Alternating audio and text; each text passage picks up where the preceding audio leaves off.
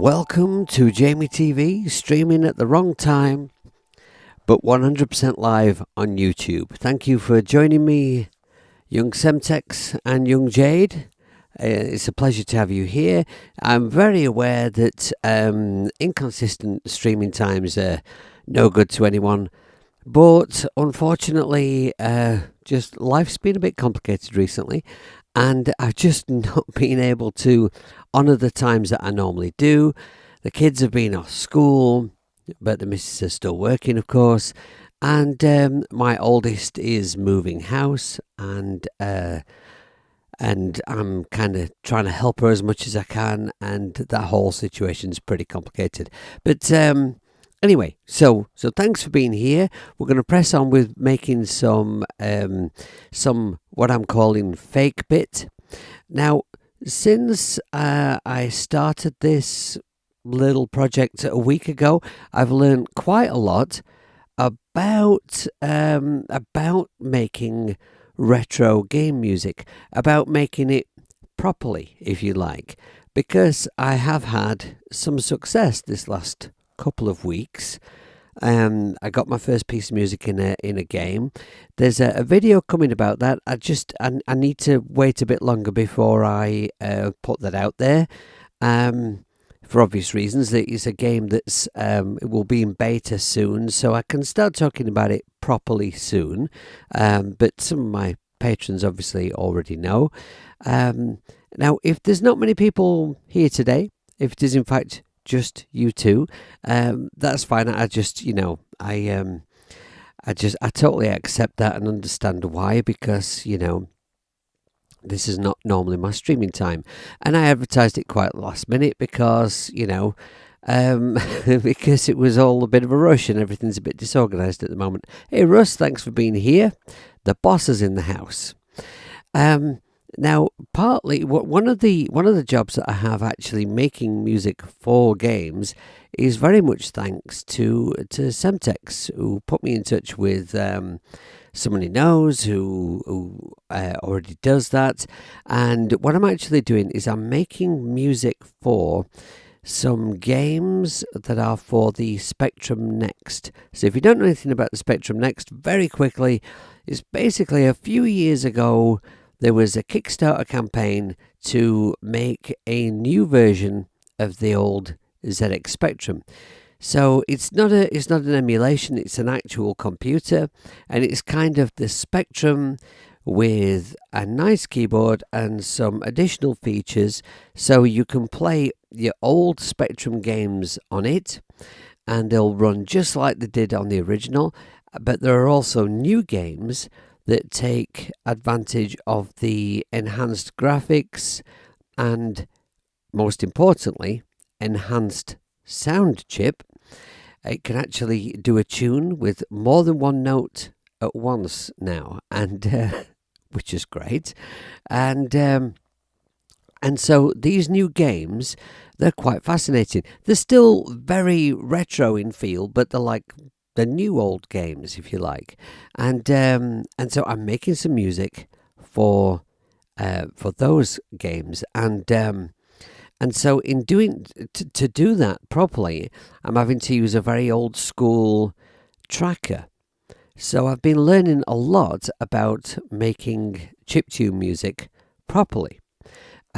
So that's why I'm calling this fake bit, because of course I'm using Cubase 3 and I'm using a synth that is capable of doing far more than you would be able to do on a machine like that. But I am I'm kind of trying to make a piece of music that is in that style that sounds like an old Spectrum or C64 type game. But we don't have to adhere quite so closely to the restrictions that would be imposed upon us if we were doing it properly, if you like. So it's kind of, we sort of take liberties with it, but I'm not straying too far from what we would be able to do on a machine like that. So, what's Semtex saying? No. Russ says, no cassette, 10-minute loading. Well, actually, on the Spectrum Next, if you want to load up a game, an old specky game from tape on the new machine, you can do. I mean, why anyone would want to, I don't know, because of course, pretty much all these games you can just download them now for free because, they're no longer like out there for sale. So the developers that made them are quite happy for you to just download them and play them on the new machine. Or you can play them in an emulator, actually, which is something that I need to get on with getting on my computer. But it's just another thing on my list of things that I need to do. I've been tempted to buy a Spectrum Next, actually, but they're actually quite pricey because it was a Kickstarter campaign, and so many were made, and then so many were made with some slight enhancements, and they're difficult to get hold of. If you find one on eBay, you're talking a few £100 to have one, but it is a nice thing to have. So I was sort of tempted, but then I don't know if as I progress in this business of making music for games, if I go and buy every machine that you could play a game on that I might make music for, it's going to cost me a lot of money, and all the money I make from making the music I'm going to be spending on on consoles and computers. So yeah, but it's very exciting. Oh, hi Paul, thanks for being here, man. Nice to see you. So yeah, right, okay, so where am I at? Yes, we're going to make some music. So let's see now. If I go to my bloody Stream Deck's crashed again. Press connect. There we are. Right. Okay, so let's go over to this view. Okay, so there's my little project. I've got what? Is that 16 bars? That looks like 16 bars. And so we've got 4 tracks. There is. Where's my mouse? Right, there is. Oh, my coffee's in my way. I'm going to knock my coffee over. I've got cinnamon today. Cinnamon Beanies coffee is absolutely stunning. And I've got Semtex into the Beanies coffee thing. This is just absolutely, it's wonderful. Put it there out of the way so I can't knock it over like a stupid hippie. Right, so we have... Oh, my mouse is not working. Need to switch it on. Super organised today. Right, and any moment now it should kick into action like this. No? Oh, come on. Okay, my mouse is not having it. Let's just see now. If I go up here and go to... Oh, my Bluetooth switched off. I'm going to tell you why my Bluetooth is switched off. In fact, the clue is right here. Jamie's hearing aids. That's why. So if I just switch my Bluetooth on, yeah, my mouse is working now.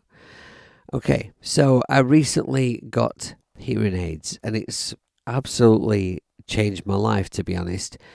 I've been deaf since I was a little kid. I was born very deaf. Nobody figured that out. Nobody realised, and they just thought I was stupid. They thought I was stupid in school, and I didn't know any different because I'd always been that way. And eventually, they figured it out. I was about 7. I had an operation.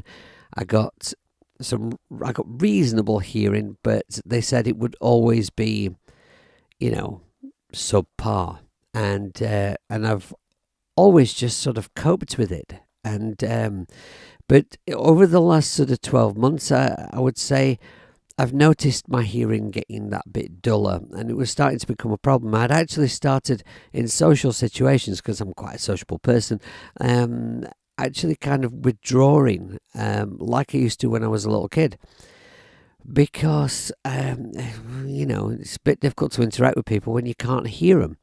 and you get fed up of saying pardon, what, you know, all the time. And so I decided to do something about it. I went and got some hearing aids, and it's been an absolute revelation. It's really, really changed my life. It's something I'm really glad I did.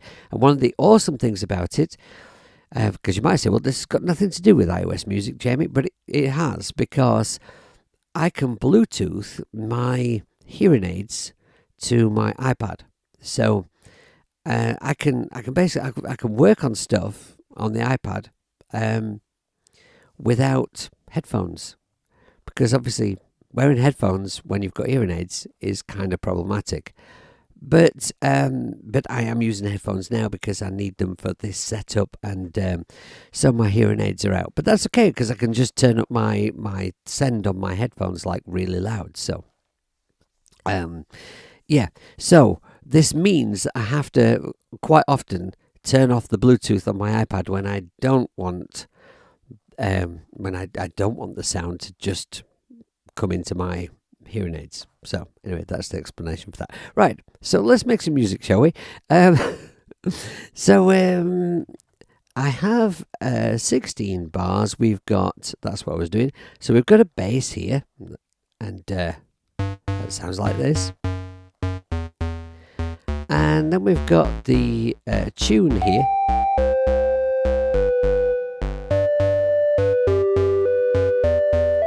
And then here I've got like a 2-note chord playing a string kind of a sound. Basically, that's just the chord with the bass note removed, because I thought, well, I'm using the bass to play the bass note, and you can't really honestly play chords on a retro machine, because if you're using a 3-note chord, that's 3 tracks taken up as far as a retro gaming machine goes. So I'm taking a bit of a liberty there, having a sort of a 2-note harmony kind of thing going on. And another liberty is taken here,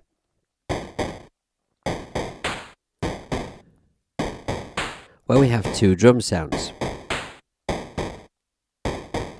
Although, actually, what I have learned is when you're making music in a truly retro situation, in a tracker, I thought, if you're using like a 3-channel tracker, you can have 3 sounds, but that's not quite true, because what you can do is, let's say if you've got a kick on the 1 and the 3, you can say on the 2 and the 4, for example, you can change the sound on those notes, use a different sound for a snare or a hat or whatever, and you can change the sound on that note as long as there's no note playing there. So you can give the impression actually of more tracks than you actually have. It gets a bit complicated, and when you look at a tracker project and it's just all like code, it's kind of difficult. It's all right when you're working on it and you're familiar with what everything is, but you leave it a couple of days, you come back to it and you're like, what is that? So anyway, right, I'm going to do a video about what I'm doing with making music for these games with the tracker, but it's not going to be just yet, but I am going to do it.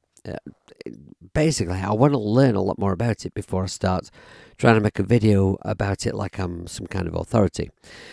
Right, so that's what we have in the project, and the song is it's in the key of G, I believe. Yes, we're in G. So I'm going to kind of just keep it nice and sort of, it's supposed to sound sort of like a game that kids would play. So we're going to keep it nice and, like in key and nothing too wild. So I'll arm a track. Let's say if I arm this. No, actually, what I'll do, I was talking in the last stream I did with this project about how I like to get my chords together first. Even if, like in this project, we've not got an instrument that's just playing chords really, But I like to get my chords together because for me that is where music starts. That's where it comes from. So I'll arm this piano track like I did last time. Let's find some chords for this next bit. So I'll have a little tinker about. Let's go to this view so we can see my hands and you can see my stunning piano playing. Just move my mouse out of the way a bit. Right, so what we got? So we have a G to a D, and then is A minor, and then C, G.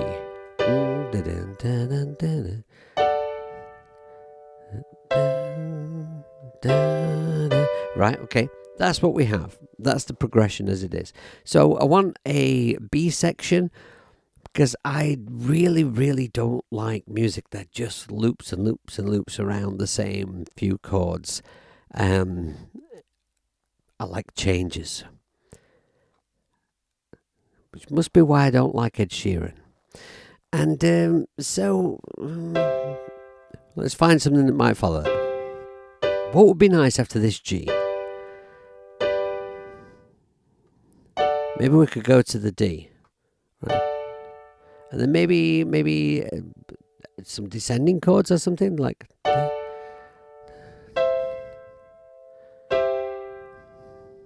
No, that ends too much like the other one.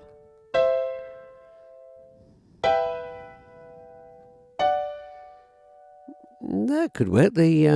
So that what's that? What did I do again? I've forgotten already. E minor. Was it E minor? I think I did an E minor. Or did I do a D? D, A minor, E minor, B minor. Quite like that, the sound of that second inversion E. What would that be like after this G?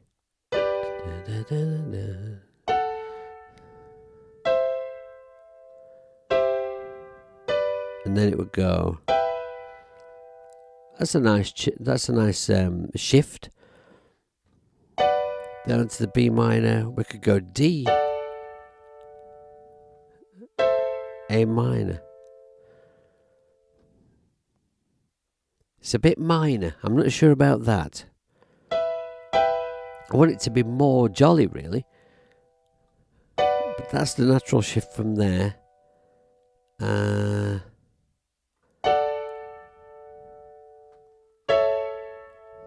A major is out of key, but that sounds quite. I think that sounds quite effective. Let's play that through.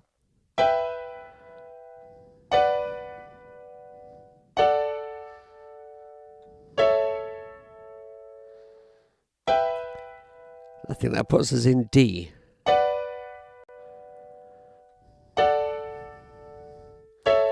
Maybe we could go a bit Beatles and move to a minor.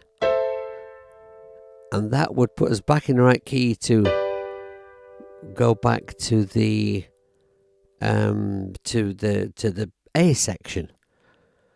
Let's try that. So what would it sound like if I played that with, I'm having an idea, bear with me. So if I use this sound, this string sound, and unarm that piano there, okay.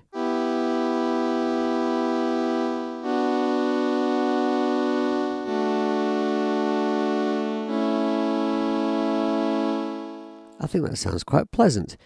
Let's try that. Oh, I said Beatles in front of Russ. Yes, Russ will be beating his head against a wall now. Well, get over it, Russ. I love the Beatles. The Beatles were the most important band of all time. There, I said it. Although they weren't as good as Queen. Right, so, oh dear, upsetting the boss. I'm gonna just put a metronome on. Let's just record these chords in and just see what happens.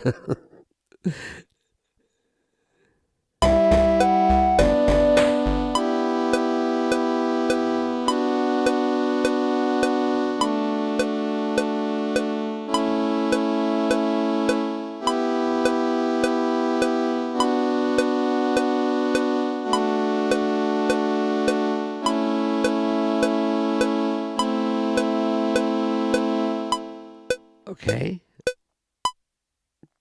Right. Now we'll just let's just sort those. I mean, obviously, my piano playing is is as close to perfection as it's possible to imagine. But you know, let's just pretend that it's really bad, so that I get to show you the quantize function and stuff. So I'm doing it for your benefit. Yes, that's what it is. And we'll just even out all these notes here. And there we are. Yeah, see? I said my plan was perfect. And we'll just tidy up this MIDI now.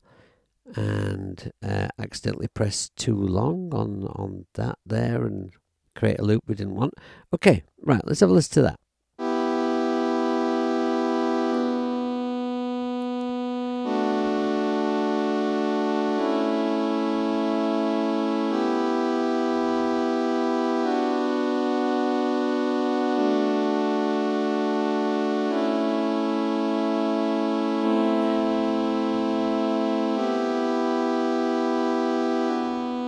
Right, what's going on with that MIDI misfire there? What's that about?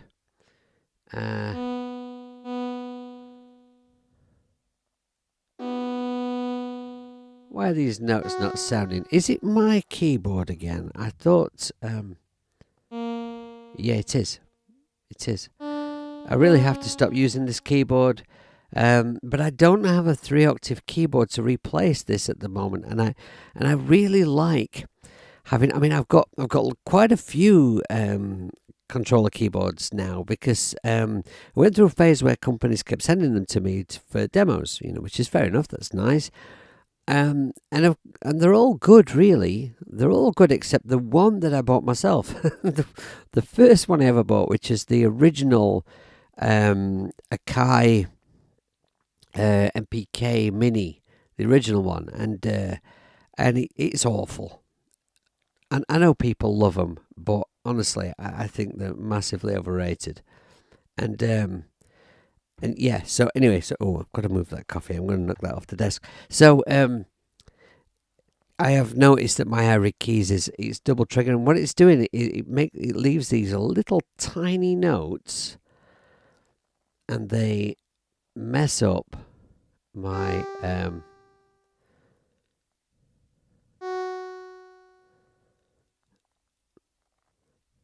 they mess up the MIDI basically. Right, so now I've moved those notes now, haven't I? And so I've messed up the. I think the note should be there, because it's a B, isn't it? Right, I think that should be right now.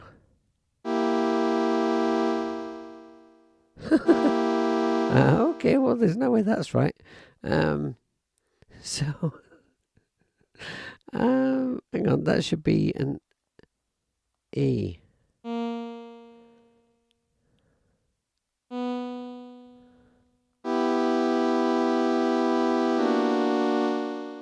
And that should be a B. Oh my god.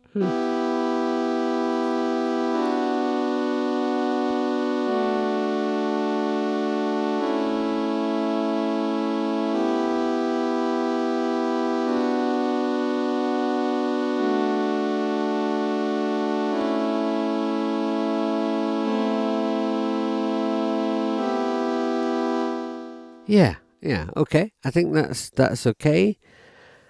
Oh, hello. Sorry, someone new has popped into the chat, and I've failed to say hello because I'm just kind of trying to focus on on making music and do less kind of off topic rambling. Mud Noying, thanks for joining. Thanks for being here. I'm surprised actually to have a few people. It says I've got 10 people watching. We've not got 10 people in the chat, but if you're watching and you've not said hello in the chat, just jump in the chat, say hello. It's nice to, it's good to talk, as the old BT advert used to say. What happened to Cheerful? We've gone from Zelda to Cyberpunk. Well, it's a B section. I don't know. I don't think it sounds that miserable. I think that might be the sound to some extent, and hopefully when we've got a melody over the top, it'll cheer it up a little bit. But it will emphasise how cheery the first section is. So that's kind of, I think, my plan. Anyway, let's pretend there's a plan. Right. So, I wonder, can I play a bass line that would go along well with that? Because I really liked how the bass line came about for the first one. It sounds it's a little bit twee and cheesy, but I think that is what this piece requires. So, let's have a little play with the bass and see what we can do with that. So we'll drop down an octave. There we are.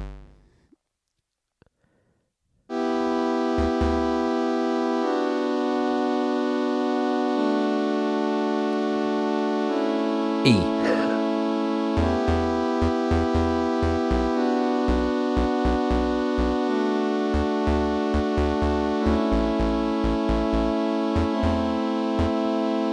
Right, now thinking, so the other line has that descending thing going on, so it's like going. Can we get something like that going on so we've got some kind of consistency in the bass line? I just know Jamie is going to sneak a Beatles bass line into one of my Delicate Giants tracks. Well, McCartney is obviously one of my favourite players. One of my favourite bass lines by him is from one of the more kind of sophisticated songs that they did, but I really love the bass line in All My Loving. It's just so, it joins the chords up so cleverly. It's so melodic. It's a tune on its own, and it's actually really, really hard to play it and sing, which is, of course, what he did, especially when he gets to the chorus. Yes, I've tried. No, I can't sing it. No. No, I can't. So where are we going? We're going E to B. We're in D, aren't we now? Is that too many notes? Oh, I started on the wrong note, for God's sake.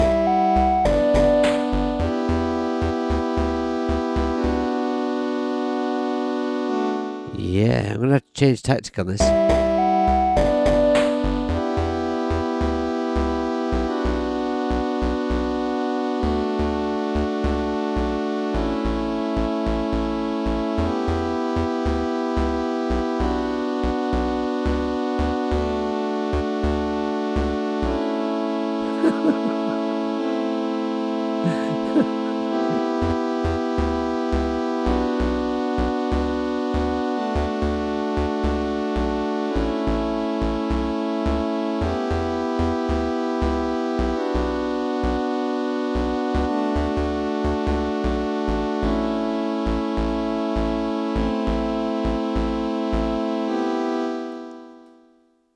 Right, okay. Maybe I should put this in by hand. Not because of my keyboard playing incompetence, you understand, but because of the problems with the keyboard. Yes, that's my reason.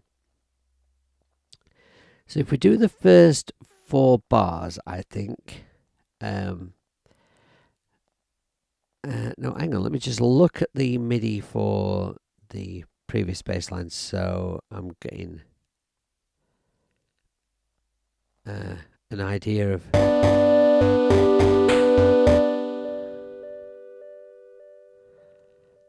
Right, yeah, okay. Right, so where is this E? It's not there, is it? There. So.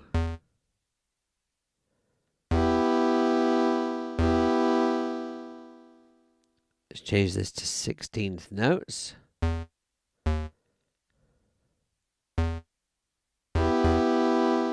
We'll make that one longer.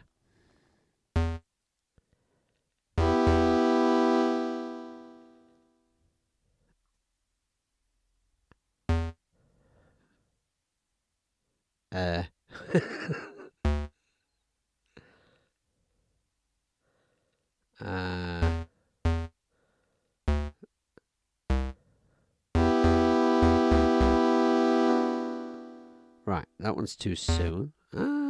Take drawer off. That one should be a sharp.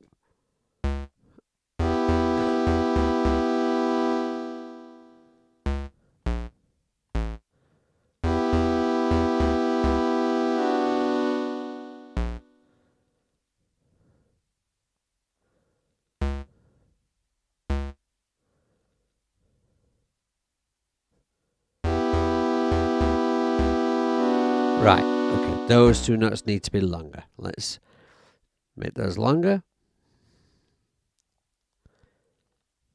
I think they could be a bit longer than that, actually. Yeah, okay, that's it. Right, and then we've got a B. What was my space in there? It was there, okay. And so we'll make this note a bit longer.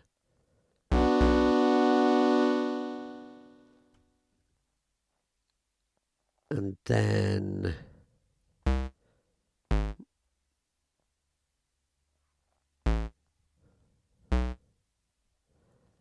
a C.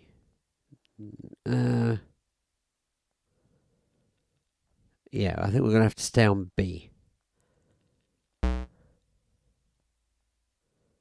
And then C sharp there. And make these two notes longer.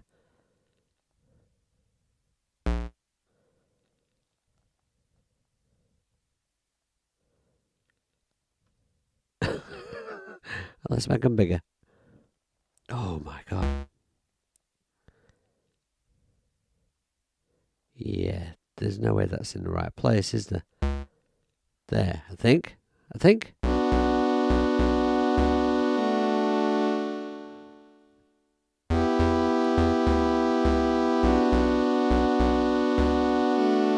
Yeah, okay, I think that works. And then, so it's going to go... Yeah.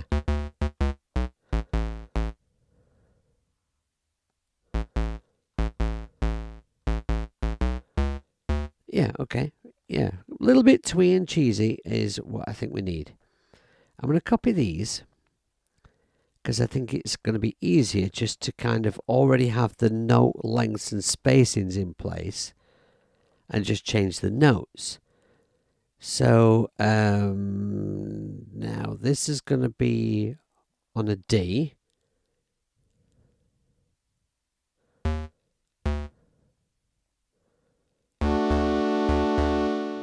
Then that one is C sharp. And that's a B. And then these will be A. Back through B and C. Oh, they're already in place. Or are they?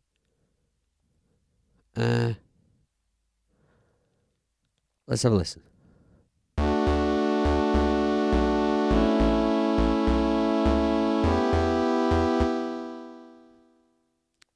Okay, I think that's right. Let's have a listen.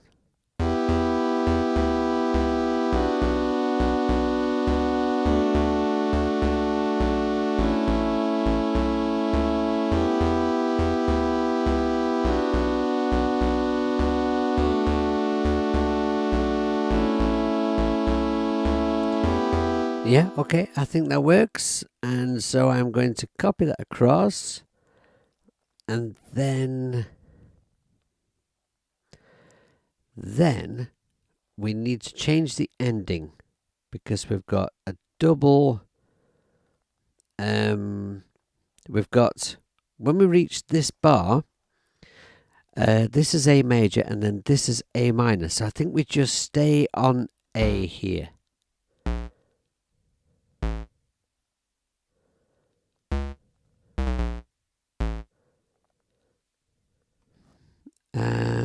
and then I think,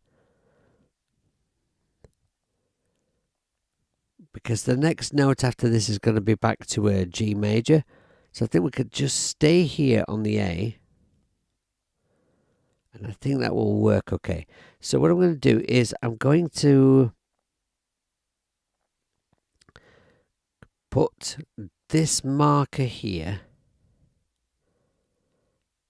and this marker here, and we'll play it from the beginning of the new section, and then it will loop back to the beginning of the A section, and we'll see if it works.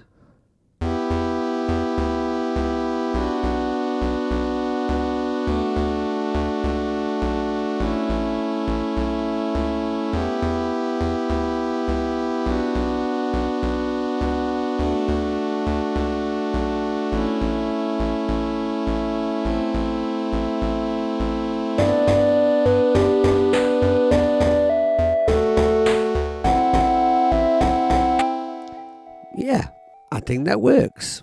Although the B section, it does sound much more down. You are right, Semtex. It does sound more down. I think that will be effective because when you go back to the A section, it will have a big lift, and the A section is going to, the way I see it is we're going to hear that section a lot more than the B section when I've arranged the track.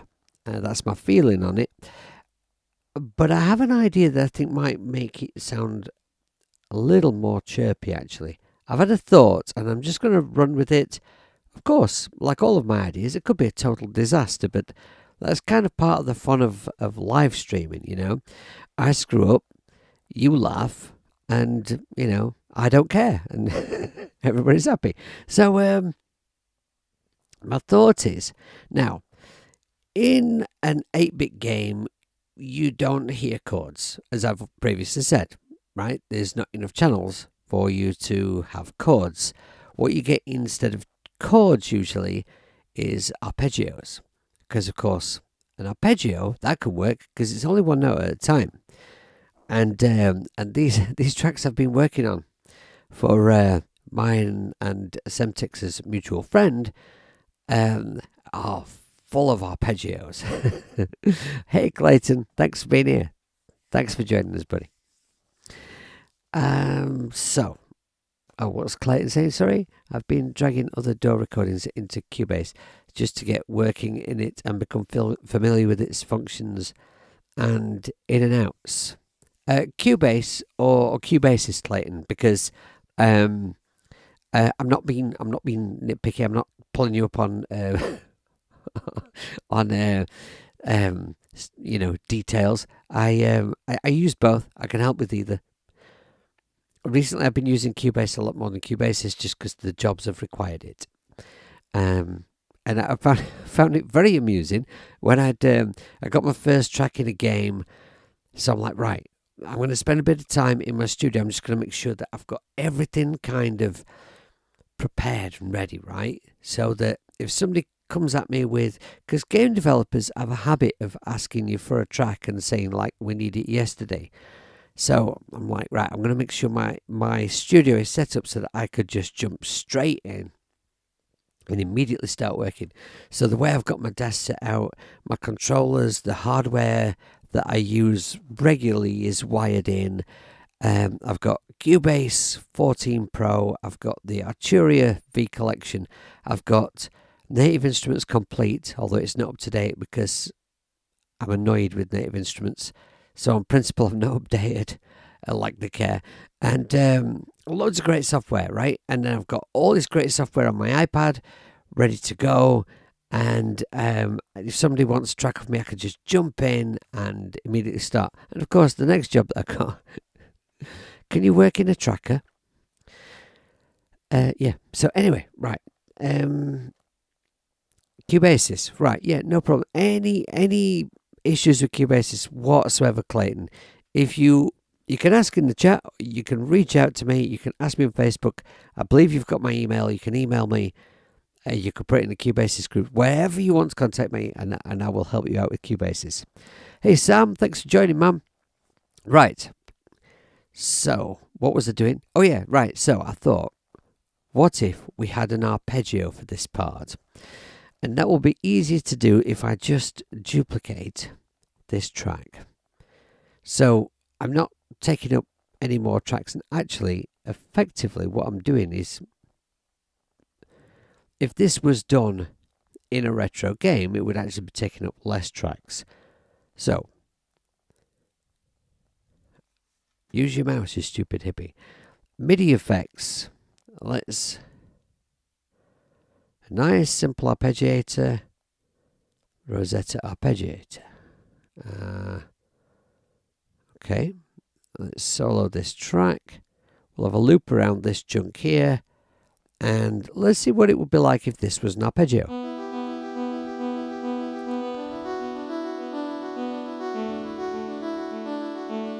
A bit quick.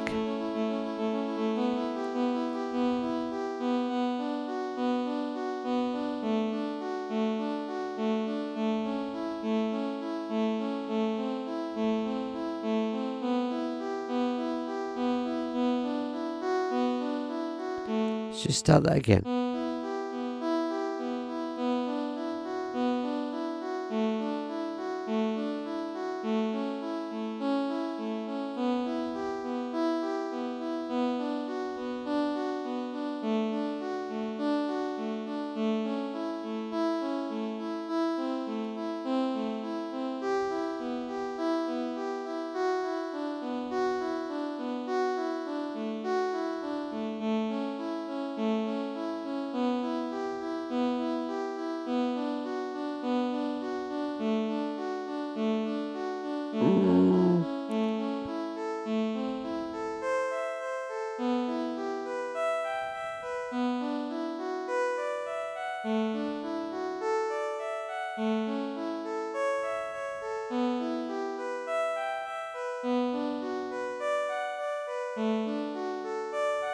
And what about with the bass line? Does it work with the bass line?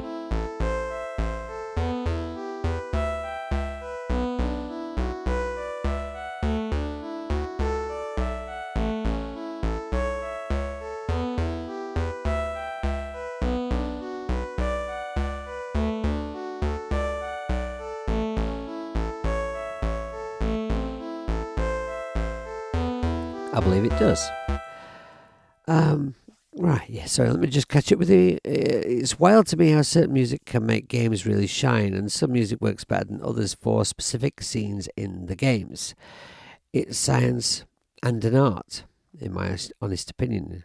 I think that's, yeah, very, very, very accurate. And actually, I was thinking last night about this, because I've had a little bit of success now getting into the game industry, making music for games, and I was driving home from last night's rehearsal with Graham Oliver, and I was sort of just reflecting on where my interest in all of this started. And I was thinking, when I was a little kid, I used to love going to the cinema because, like earlier, I talked about when I was very deaf when I was a kid, and one of the great things about going to the cinema was it was so loud, right?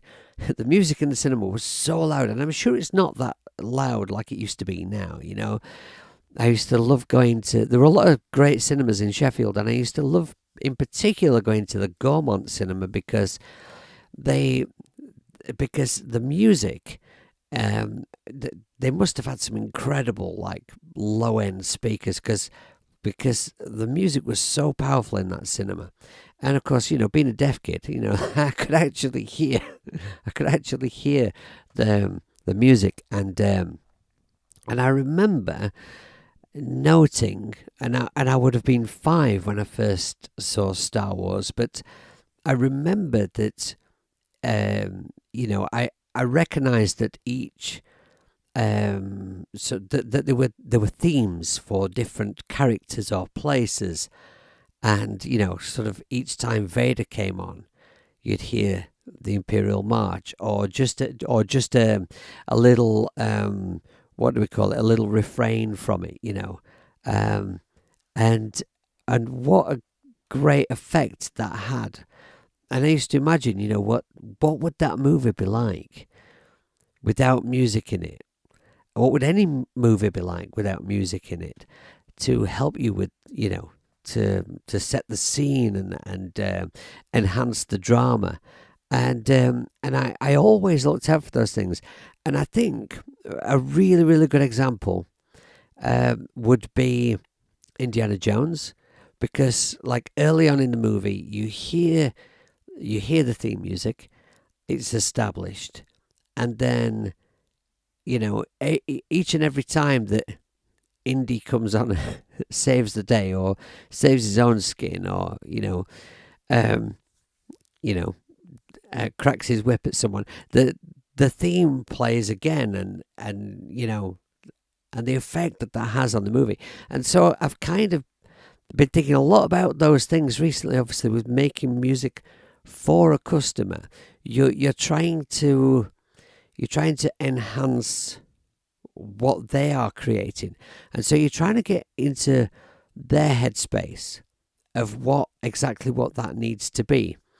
And the first piece that I made for a developer wasn't right, but that's okay, because I sent a rough. I didn't send a whole finished piece, because that would be silly. I sent a rough, and it wasn't quite what he wanted. So then we talked about it some more, and then I got into the right headspace of what he needed, and that's what it's all about. It's about that,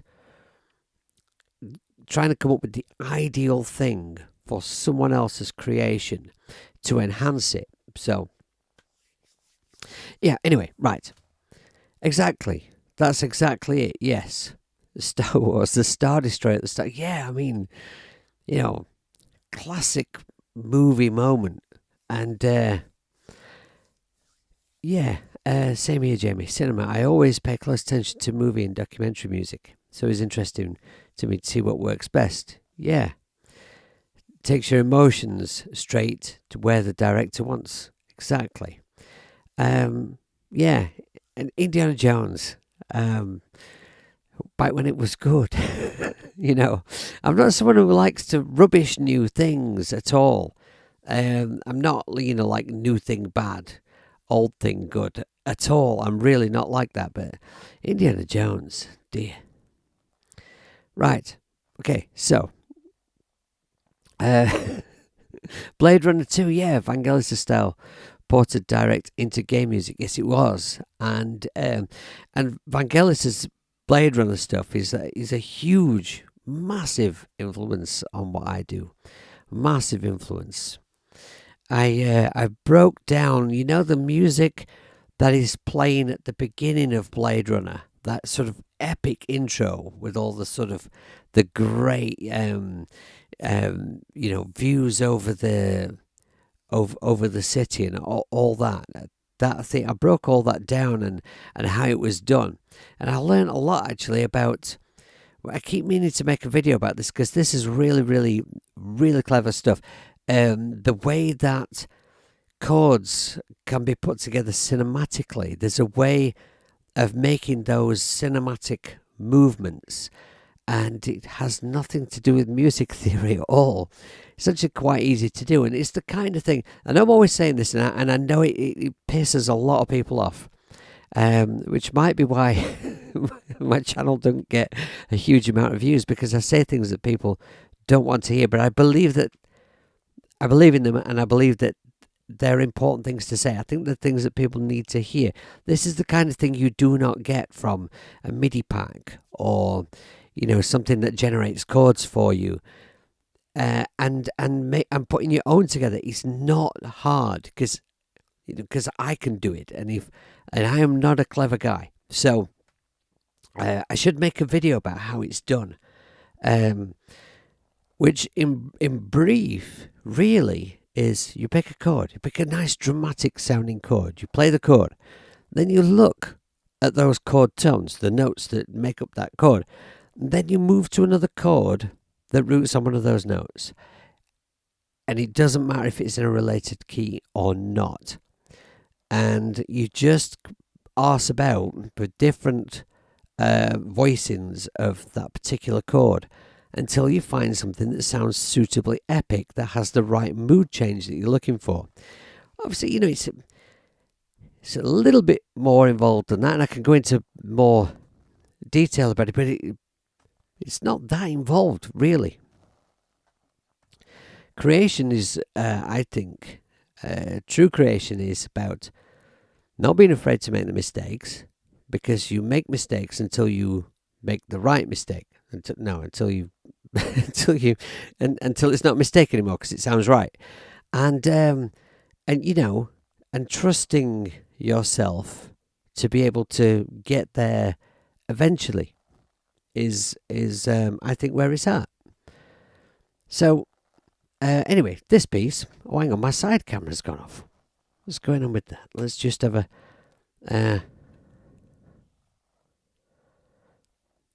It's because it's an Android. that's the problem. The problem is it's an Android, and we'll leave it at that. Right. Oh, there's a giant hand, which is amusing because my hands are actually really tiny. So we need a tune to go over this, don't we? So the tune here. Let's have a look. The tune here. Actually, before we do the tune, instead of doing that, let's put some drums to this bit. And I think possibly just keeping the same drums going might be a good idea. We'll just do that for now and just see if they work. Because obviously, in an 8-bit game, drums are not going to get overcomplicated.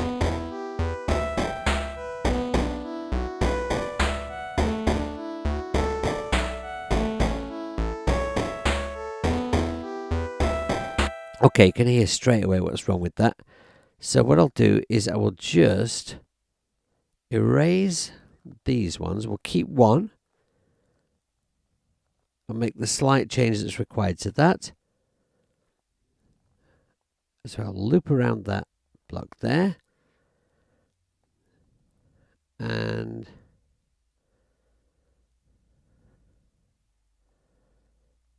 right, we're going to make a little change here.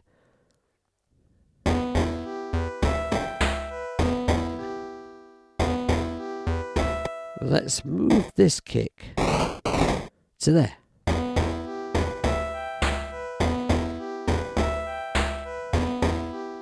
Right, now will that pattern work for this chord? Because the bass line has a slightly different pattern.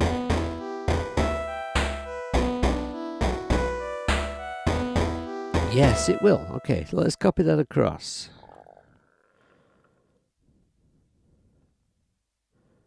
Right, let's see if that works.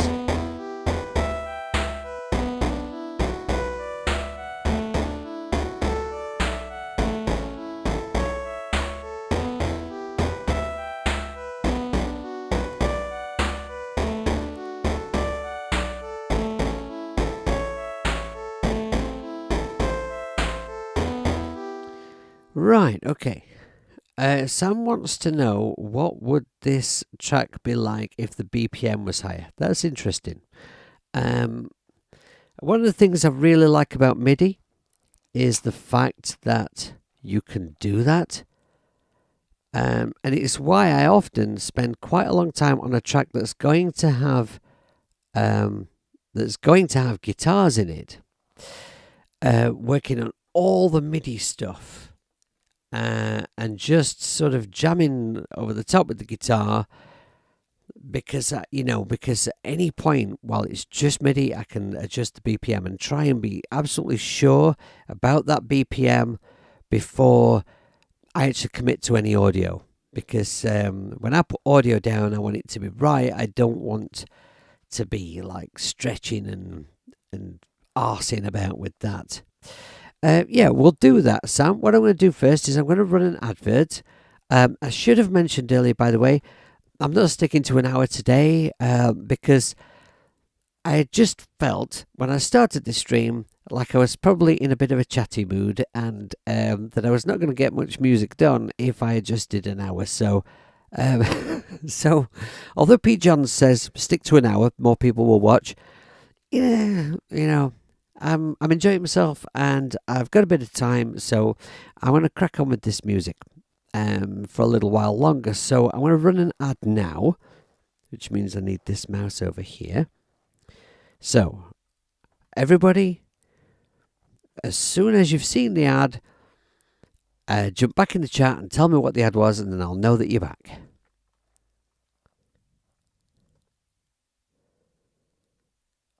Okay, so those of you who are tight arsers and don't pay for YouTube Premium are getting an advert right now.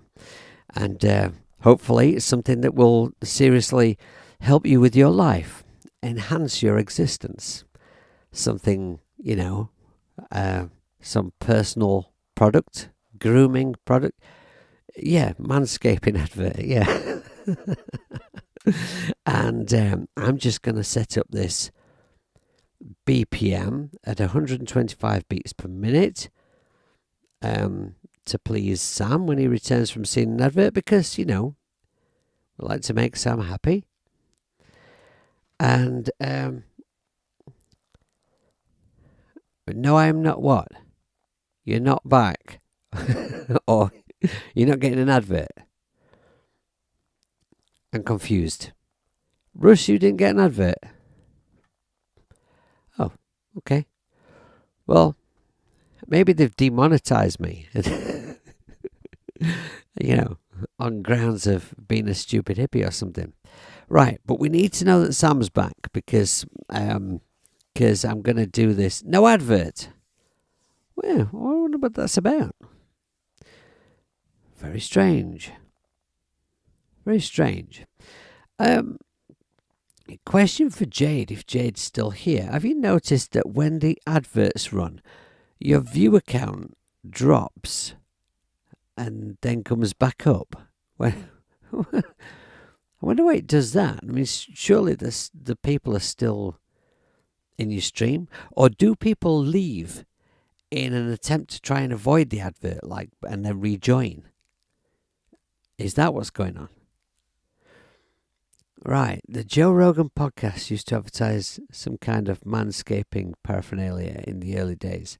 I've never seen that, but who is it that we watch? My kids absolutely love. I can't remember his name. Steve. Funny guitar guy, lightning fast guitar player, geeky looking fella, does funny videos, music related. It's like on tip of my tongue. But anyway, he's always got that on his channel. Right, okay. Is Sam not back? Is he not announcing himself? Let's just play this.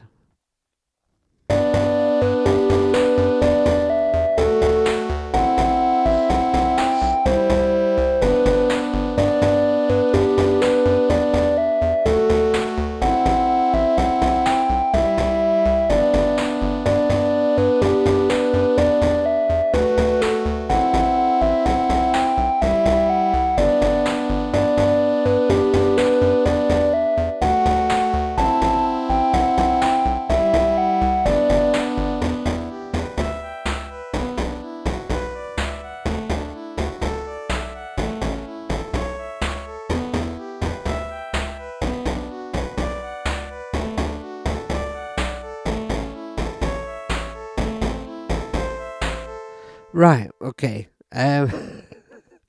Still no return of Sam. I think it does work at that tempo, but I think for this game it wants to be quite chill. It may have been a little too slow before, but I'm just going to play around a little with the tempo while I'm working on it, and maybe we'll settle at a tempo that just seems just right for that game. So I think that works. Obviously, it's still lacking a melody over that section, but I think that the arpeggio seems quite quiet. I mean, it's at the same volume on the desk and it's the same sound, but maybe because the arpeggio is like chopping up those notes, it comes over as not quite so loud. So Better. Better.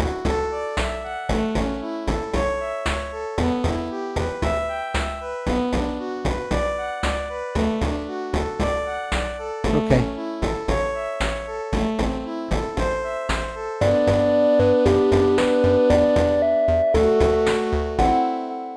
Really? Okay, so the advert screwed up on you. Game Boy original feel, yeah, yeah. I think that's fair, and I think a very Game Boy type chiptune would certainly suit the now I don't know if you remember. I didn't want to waste time doing it again today, but when I started this in the last stream I did with this piece, I showed a video that I made, a compilation of little bits and pieces of my son and I playing a Roblox game together. So the idea is that this piece will suit that sort of montage of Freddie murdering me in various different amusing ways. And so I have that in mind while I'm working on this. And because, at the end of the day, that's the job, right? But maybe some of you didn't see that stream or didn't see that bit or whatever. But if you want to check that out, it's right at the beginning of the last stream. Right, so we're going to need a melody for this. So I will arm the same track that I used for the melody before. We'll go up an octave here. Right, now hang on a minute. I'm in D now, aren't I? So.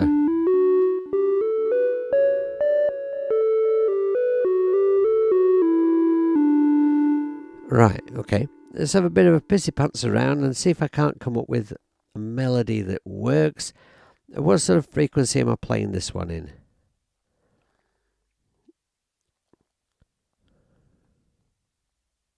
Actually, what I should have done is...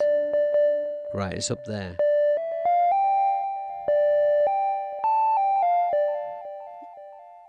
Right. Let's have a pissy pants about.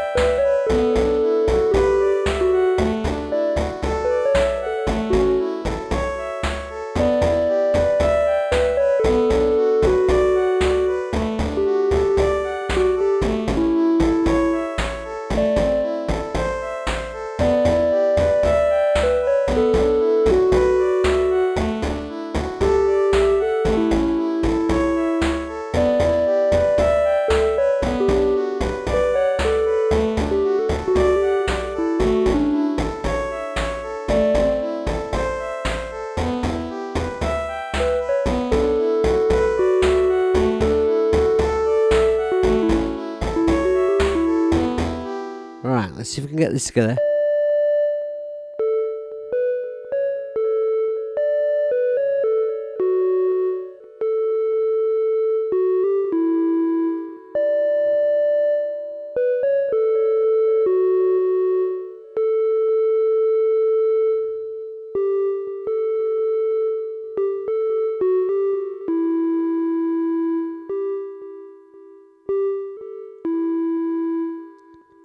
Right, I'm just thinking about the end bit where it goes to the A minor.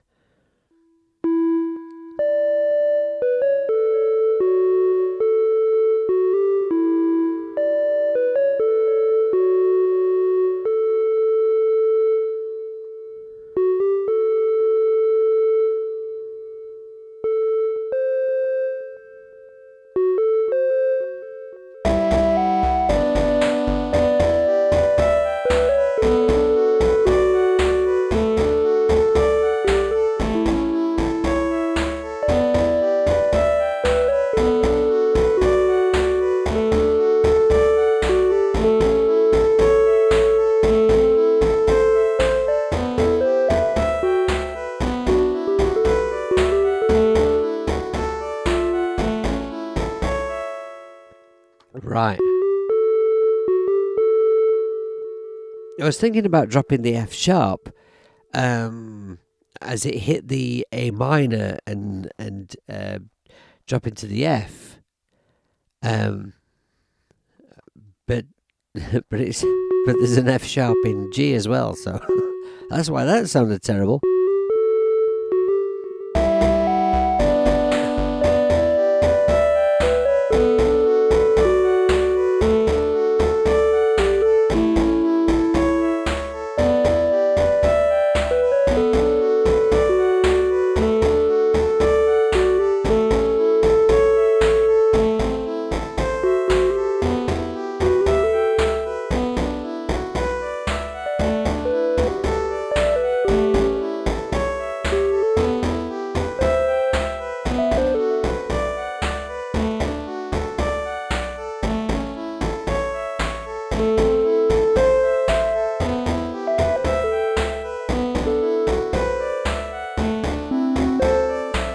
So hang on, when we change an A,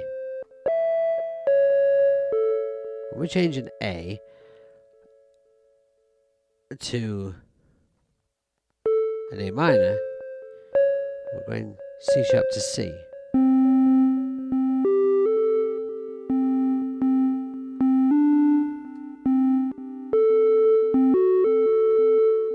wonder if I could feature that note over that last chord.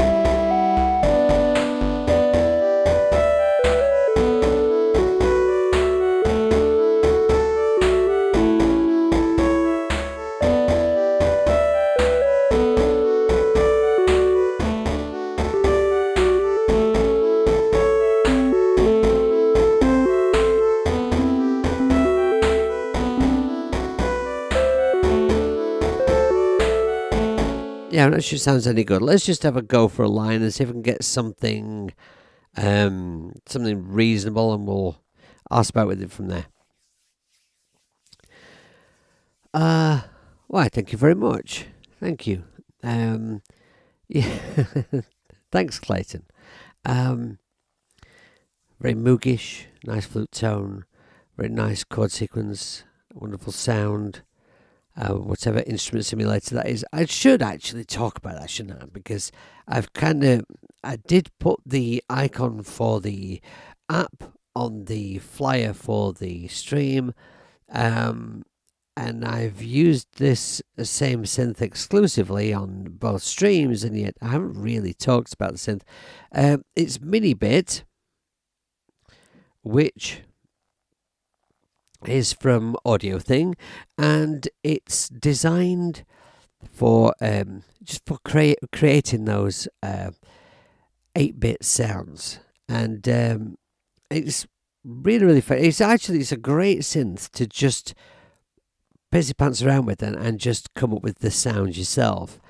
But at the moment, my headspace is all in creating pieces, and I like the sounds that are in it, so I'm not really adjusting the presets very much. I like them as they are, and a lot of people make a fuss about, about presets, like, you shouldn't just use presets, you should make your own sounds.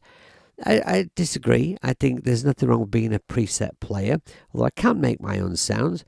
But when you're in the headspace of creating the piece, you don't want to be spending like 8 hours on making a great sound, That's kind of how I look at it. And, plenty of guitar players became very, very famous with a classic signature sound and didn't build their own guitar, right? So that's my excuse. I'm going to put this melody down and see if we've got something usable.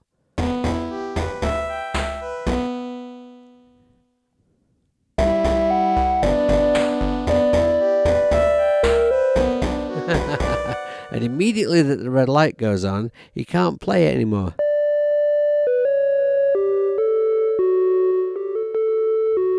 Right, okay.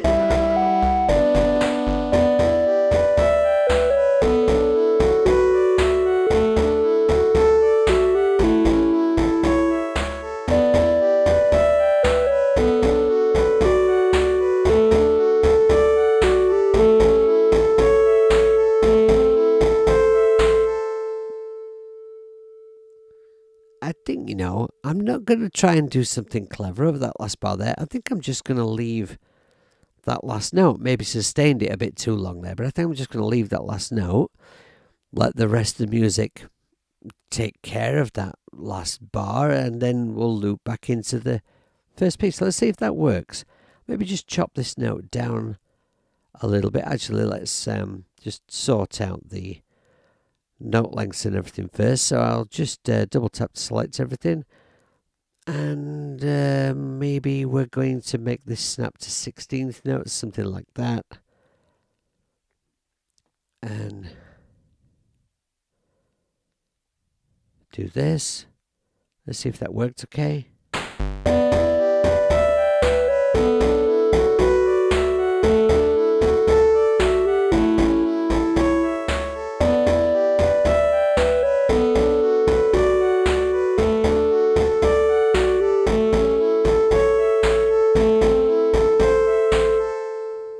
Right, okay, I'm going to shorten that last note there.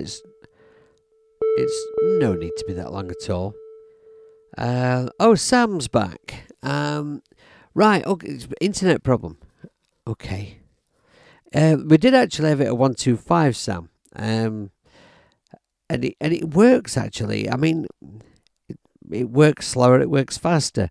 I think what I'll do is I'll just I'll play it against the video at some point and just see what kind of tempo seems to work best. It does want to be fairly laid back, it's supposed to be quite chill.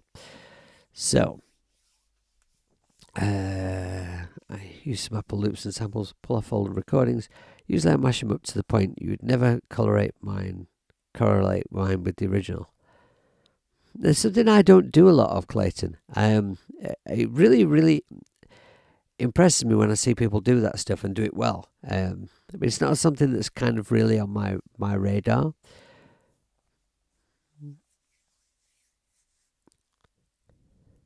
Semtex has had a mare with Cubases recently, and I've not been that helpful. I'm aware of this problem that Semtex has been having, but I've been so very busy. From what I understand, you've been doing jams in Cubasis, and then when you've finished your jam and stop recording, it's not saving what you've recorded. And I think what that is has happened to me before, but a long time ago. But I think it was a lengthy jam I did, and when I stopped the recording, there was nothing.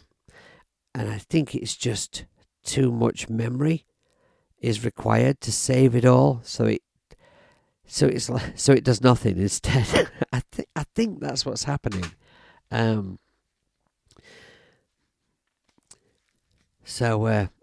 Crazy Wabbit's here. Welcome to the stream. Which has been running for a while, and is running for an unplanned period of time today because I have a bit of time and I'm enjoying myself. So let's see what we have now for this section. What's this like?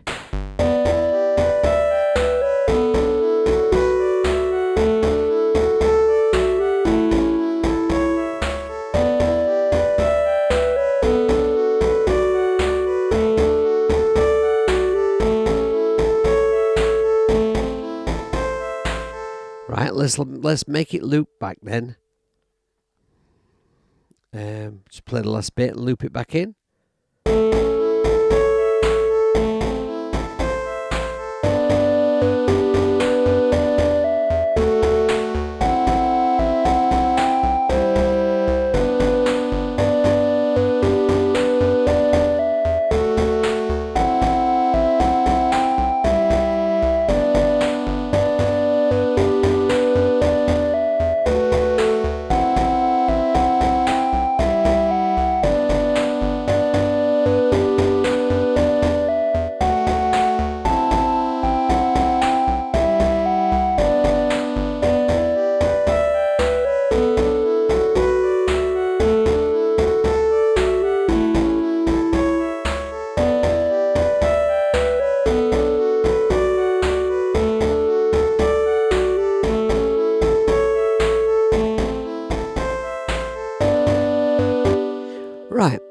I think we need a couple of drum cues just to get us from one section to the next.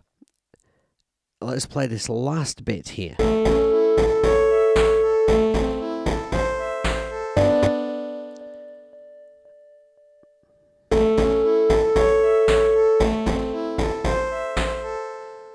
Right, okay.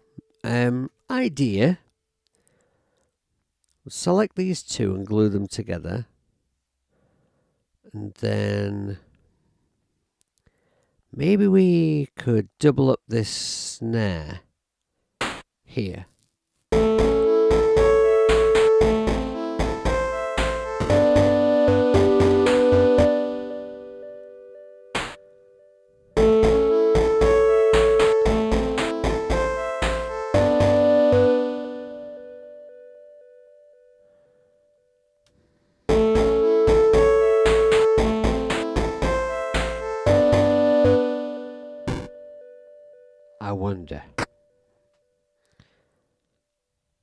I wonder if we could get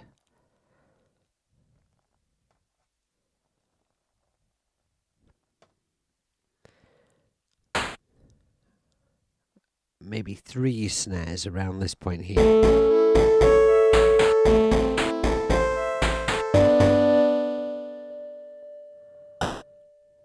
Maybe it wouldn't hurt to have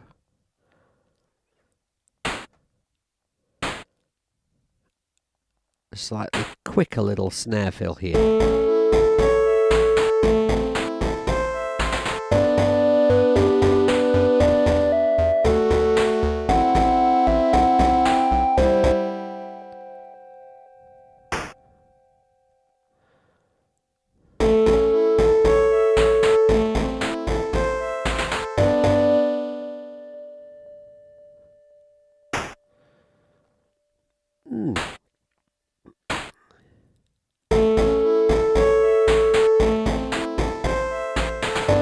There. That's better. I sort of could hear it in my head, and I wasn't quite sure where to put the notes. But yeah, that's I like that, and I think that will help drastically to link it back in. So let's just have a listen to that.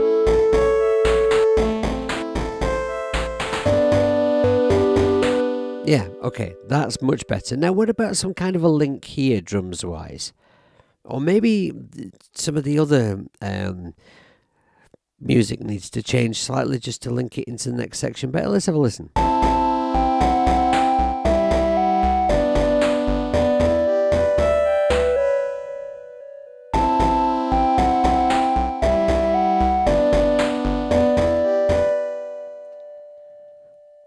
Right, what about the bass here? It goes to an E there.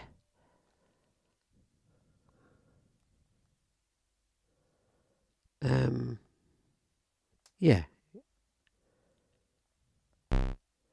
It goes to an E here. So what if we make this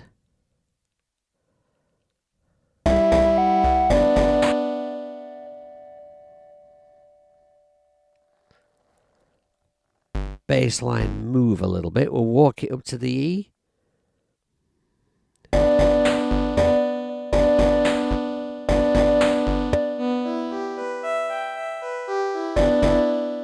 Right, so we're going right up to E, look. So let's go move Y-axis. Let's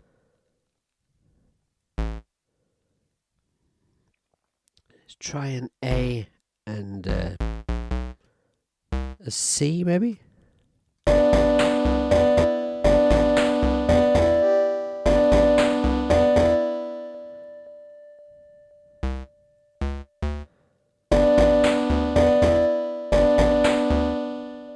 Kind of like that. Let's just try a B here.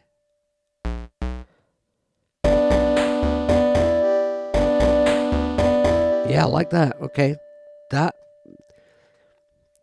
works. That's good. Now, what about the drums?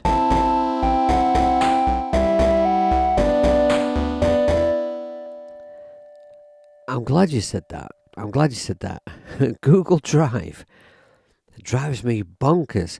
I use Dropbox and I'm used to it, and I know people say the same thing about Dropbox, so I guess it might just have something to do with what you just get used to, but when I use Google Drive, my brain wants to explode. I I strongly feel that Dropbox works very, very well on iOS. It doesn't work exactly the same as desktop, but it works. Whereas Google Drive on iOS, I find just doesn't really work well on iOS. Could just be my experience, or it could just be me who's got no idea what he's doing.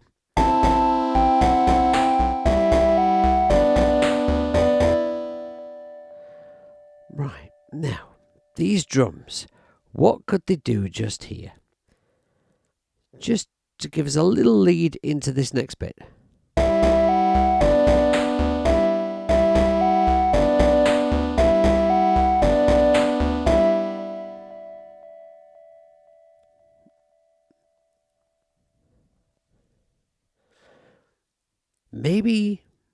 Maybe they follow the bass.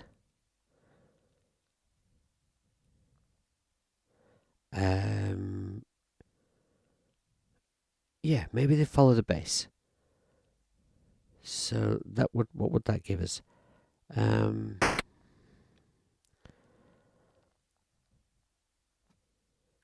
So that would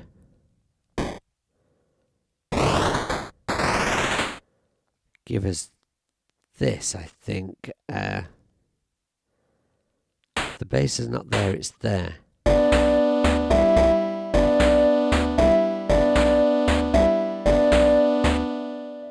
What if we had a kick there?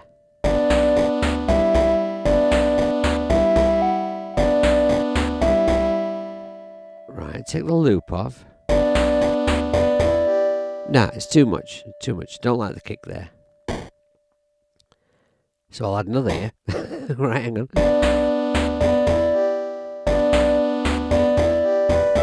I think that's enough, actually. I think that does it. I think that's enough of a link.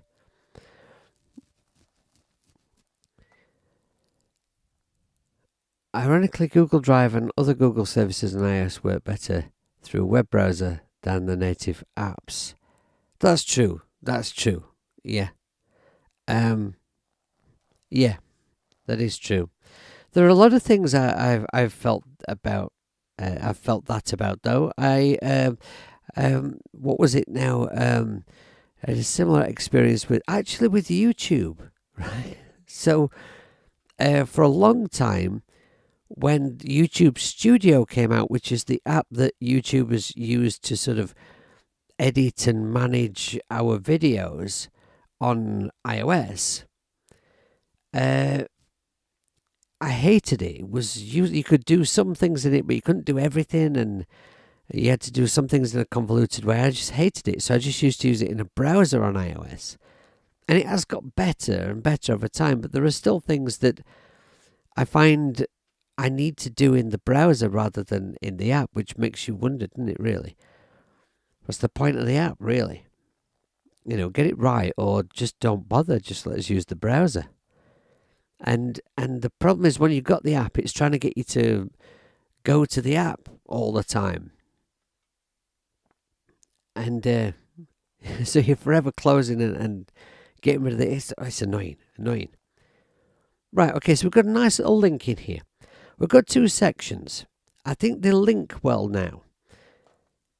I think if I was to take this piece and maybe duplicate these two sections, maybe have a section where I drop out one of the instruments, maybe alter the melody in places, bit of a nice little piece. I think probably need to take a little step back from it for a little while and have a ponder on whether it needs anything more. Does it need another section?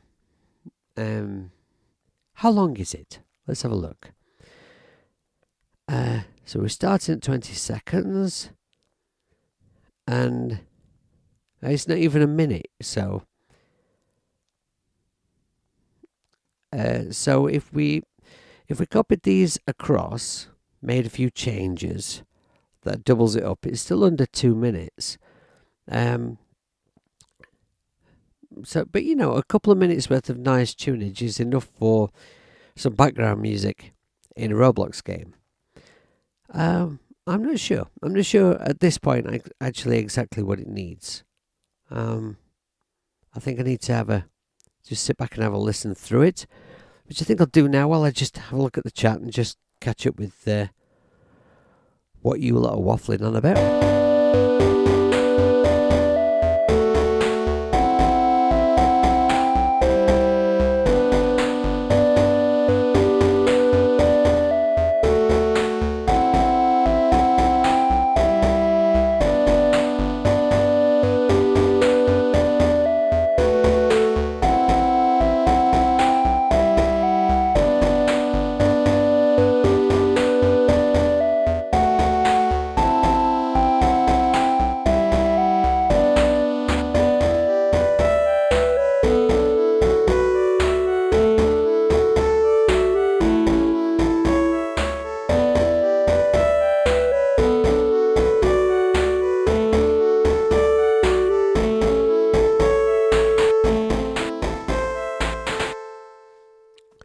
Right, okay. I should have had a loop on really, so I could just hear that go back in.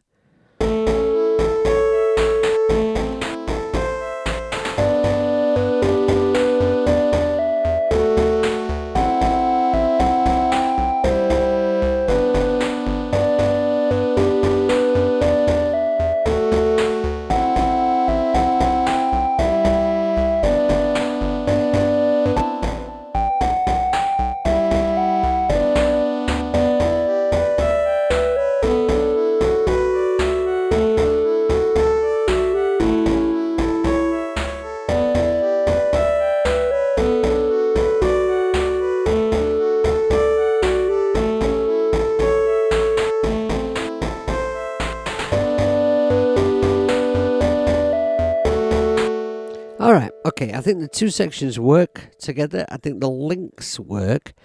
I think maybe a little bit more could be done to make the links a little smoother, perhaps here and there. But nothing. There's nothing too drastic to worry about. I'm just not sure what more to do with it actually at this point. So any suggestions, throw them in the chat. I'm all ears. Right, okay. So we're talking about we're talking about cloud storage and stuff.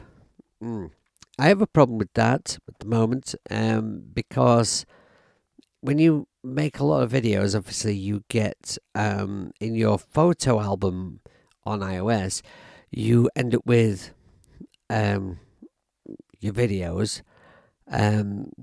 So while I'm editing a video in LumaFusion, I leave the video in my photo album. And then when I finish making that video and I upload it, then I go and delete all the video files I no longer need.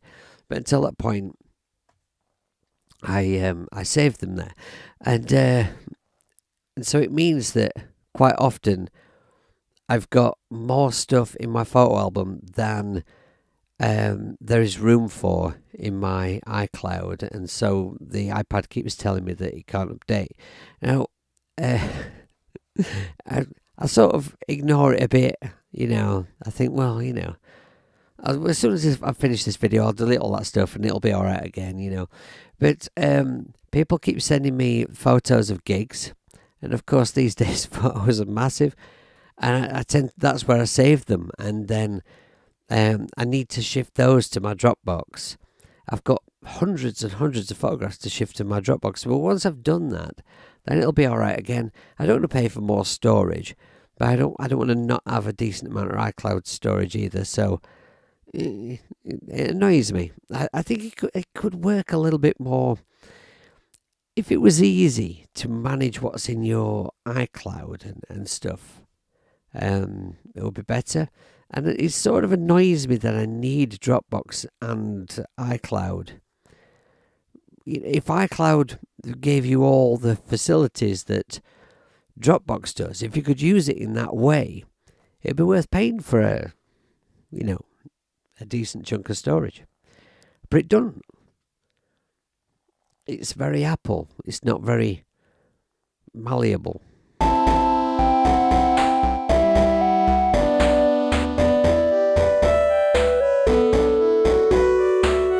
Yeah, okay. I'm quite happy with that. Let's see now. If I was to copy these two sections, just copy everything.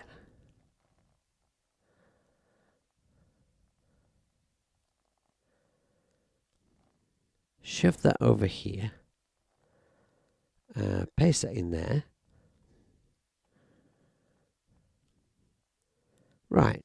Now I could just I could vary up the melody in the second part, just sort of keep it more or less the same tune, just a little bit of variation in there. That would be nice.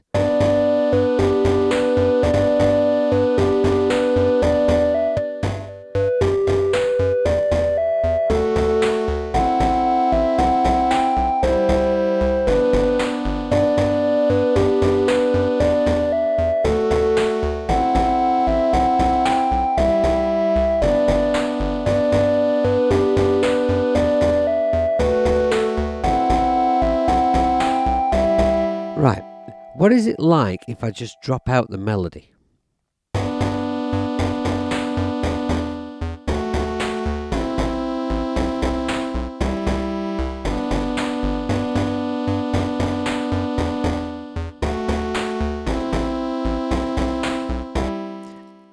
I don't think that carries well without the melody. I don't think this is going to be a piece where I can just drop out an element for a nice bit of variation. Let's try a couple of other things just to see.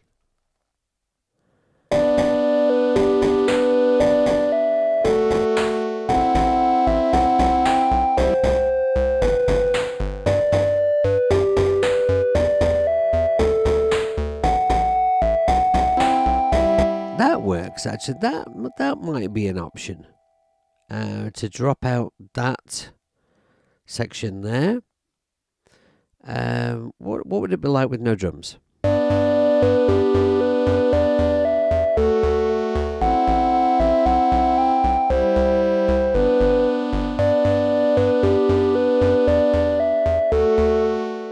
And that does also work. I don't think it gives me an awful lot of scope though, really.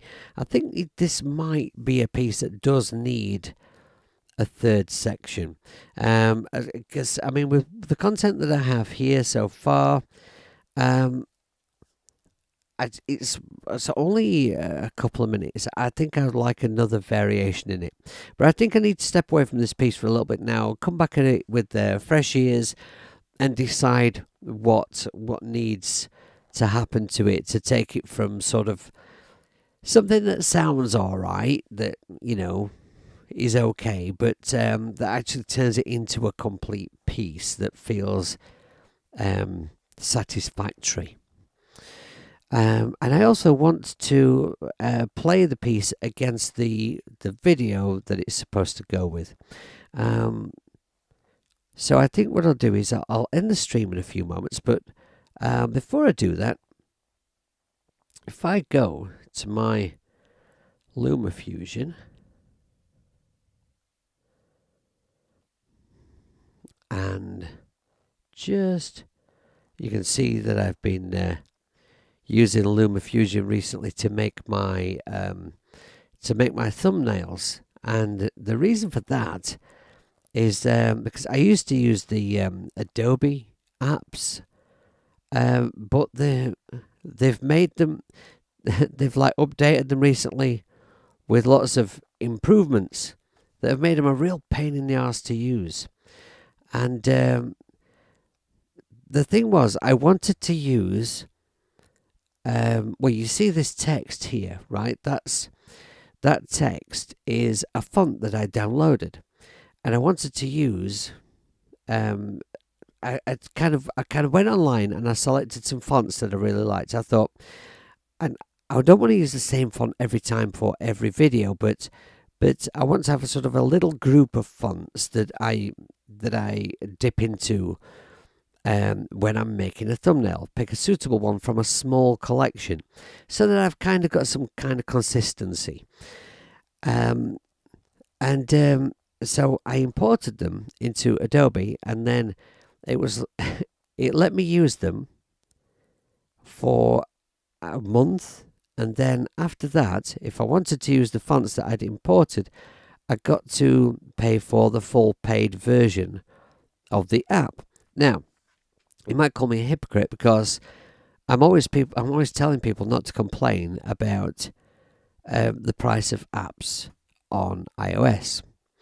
But it's a subscription, and I used it all the time, so I would pay a subscription for it. But it's just so infuriatingly annoying to use. I'll show you which one I mean, because I can't remember the name of it. Adobe Express is the one that I used to use all the time. And it's just become really annoying to use, and so, I'm just using LumaFusion. And it's better. Right then, okay, so if I just do this, and I'll just play this while I talk to you, because I'm going to end the stream shortly. So this is the video. I did play it in the last stream. I'll just play a little bit of it now. So it's just me and Freddie playing on Roblox on this game he likes called Raise Mod, which has there's no goal in it. There's there's no way to win. It's not about amassing points or completing levels. There's no boss battles. That's Freddy as a dinosaur. You spawn things. You can change what your avatar looks like. Like Freddy became a dinosaur there. And you can use different weapons and spawn cars and planes, helicopters, all kinds of stuff, and you just arse about, really. It gives you an environment. You could choose from a bunch of different environments. And so the reason Freddie likes me to play this game with him is because he just likes to find as many interesting ways as he can to kill Dad. And as you can see, his spaceship's about to blow up. I'm about to crash into this lake on a sofa, and then he attaches a bunch of balloons to the sofa, and then drags me around on the speedboat. So it's just a little montage of clips, just so I've got an interesting little bit of video to put the music to when it's complete. And I thought that with all this sort of mindless violence going on, it might be nice to have this sort of very kid-friendly, chirpy little chiptune just playing along nicely in the background. And I just think that would work. Anyway, so what I'll do is I'll say goodbye for now. Like I say, I think I need to step away from this piece and then come back to it with a fresh brain and decide what needs to be done with it. So thanks very, very much for being here with me today. I enjoy the chat and just the interaction as much as sitting here making music and enjoying myself doing that. I'm sorry about the change in stream time. For my patrons who are in the chat, I've struggled to do the Patreon stream for the last couple of weeks because the kids been off school. I hope to get back to my regular time this week, but if I don't, I do have more time now that the kids are back, so I will be doing a Patreon stream this week. So I will let you know exactly when that is, when I've scheduled it on my Patreon account. And what am I doing on there? So I was halfway through making like a little sort of EP of horror game related tracks. So I think I'll probably be carrying on with that Anyway, thanks very much for being here. Have a fantastic rest of your day. I'll play you out with this tune, such as it is, and see you all soon. Take care. Bye-bye.